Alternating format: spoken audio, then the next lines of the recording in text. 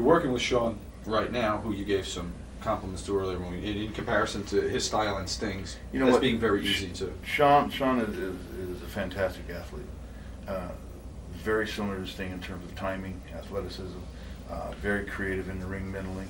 Very easy to have a good match with Shawn. You know, it's almost you'd have to try to have a bad match with Shawn. I mean, you'd have to try it and still probably not, because he excited the crowd very easily, extremely physical, very athletic. Did you find it difficult dealing with him at all as a person because he was part of that clique and that kind of that gang mentality? We were in the ring, and this is early on in our feud, and Shawn and I go back all the way to AWA, right? And we're in the ring, and this is before Cleveland, okay? And we're the main event, and the house is very good. There's 10,000 people, and that was going on a nightly basis. Shawn, you know, I'm not saying 10,000 people every night, but I think our average on a nightly basis during our run was somewhere around 9,000 people a night. So we were doing very well for that particular time in the business, specifically to the WWF or E, whichever they were at this point. And we're, I don't know, halfway through the match, and Shawn says in the ring, and I picked him up, and he says, basically, if I didn't discontinue being stiff, he would make a phone call, and my fat ass would be on the plane back in Colorado. Well, the match ended abruptly. I just ended it, said, hey, we're going home.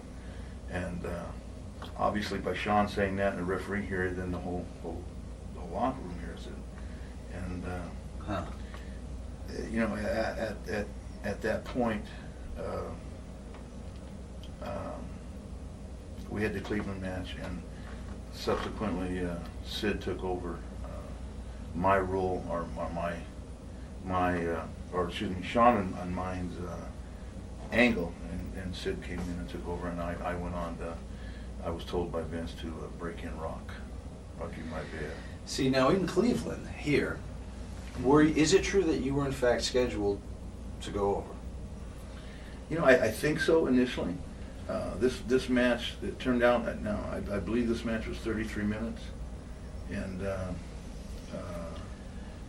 very well planned out match. The first half, Shawn and I got together and planned it off, and then, the not finish toward the end.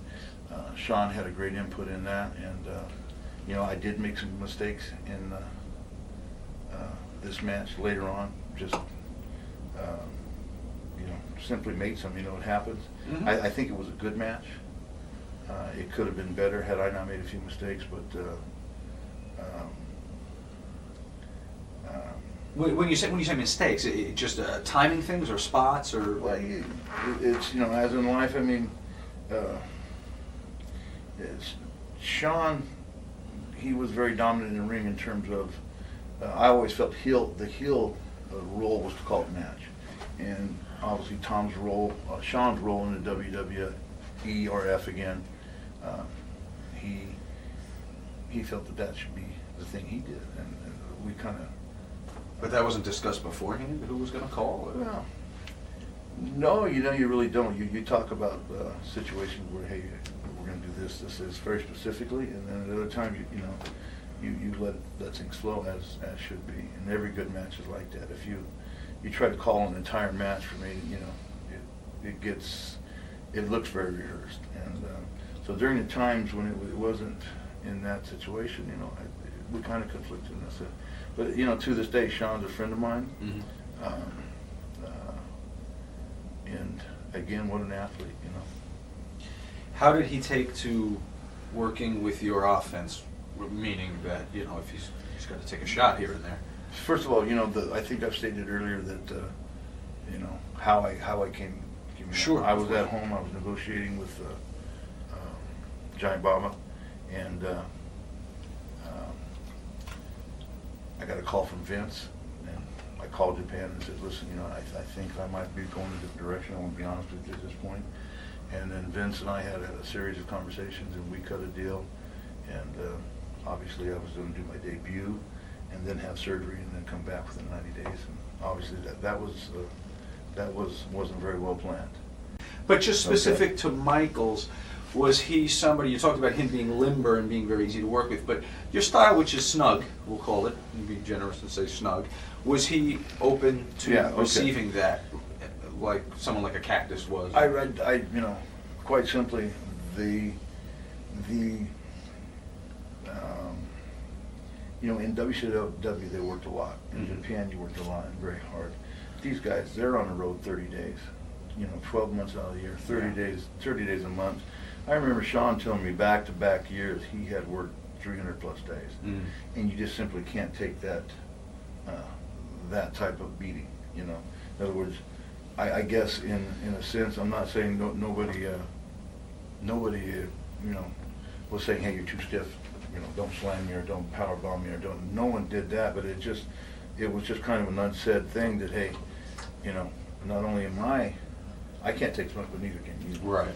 In other words, we work too many days. So, yeah, I believe what I'm trying to say is because of the amount of work that you did in the WWE, I wasn't really allowed to be me, where I could do that in the WCW and I could do that in Japan, where really I had my most success.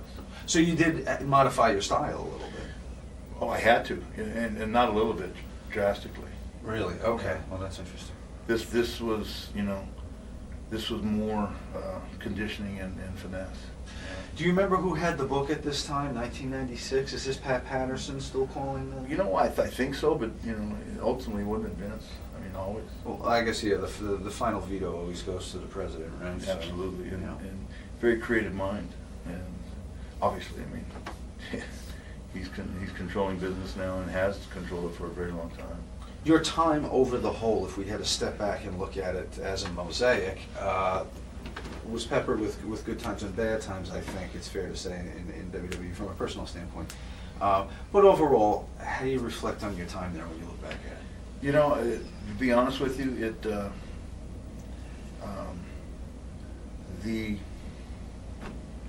the amount of time you were away from family, that bothered me. You would go 10, 12, 15 days in a row, maybe with one day off in the middle of that. You'd go home for 2 days and be right back on the road and do it again. So the work schedule, in other words, here I'm getting older. The knees are, from football in 15, 18 years at this point in wrestling. I'm slowing down physically, and really where I needed to modify my schedule and probably go back to Japan, I come to the WWE and take on this huge schedule. Yeah. And really, in retrospect, I should have been, rather than negotiating money with Vince, I should have been negotiating days work. Right.